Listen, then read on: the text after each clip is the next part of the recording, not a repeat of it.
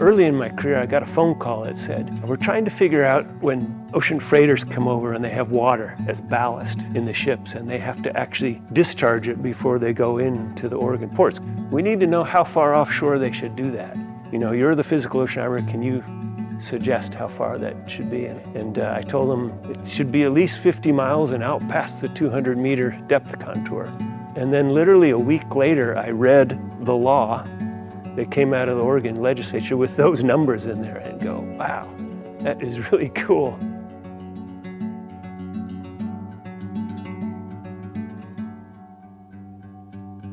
One of the things that you find out over your career is you learn that what you're doing does matter. You may not see it early on as a young person, but what we do here at OSU in oceanography does matter. Well, growing up in Colorado, you know, I love the mountains, but I thought, where am I going to work where I can have the mountains and the ocean? And Oregon is just perfect for that. And I've always used it as a place to get up and to jump on my bike and get out for an hour or two.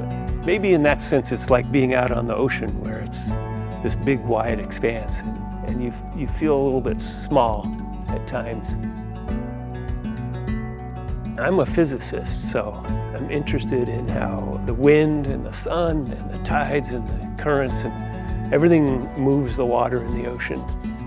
So we can learn lots by looking at satellites, but you got to get your hands wet, because that's how we check whether our understanding of the ocean is on track. My whole career has been to get those measurements from the ocean back into the lab and then out to the world. Ocean Observatories Initiative is National Science Foundation's investment in looking at the ocean. I helped write the proposal, I co-led the proposal that resulted in the Ocean Observatories Initiative here at Oregon State University. A big part of my career was looking at the three-dimensional, in all directions, aspects of the ocean. So we launched this age of using underwater gliders to swim up and down through the ocean and make the measurements for us of temperature, salinity, chlorophyll in the water. And they go 24/7, 365, and they don't get seasick, and it was just this amazing tool that it basically unleashed this whole new look at the ocean. Oh, hundreds of these guys, so many missions. My earliest serial number was 35, and over there is 1137.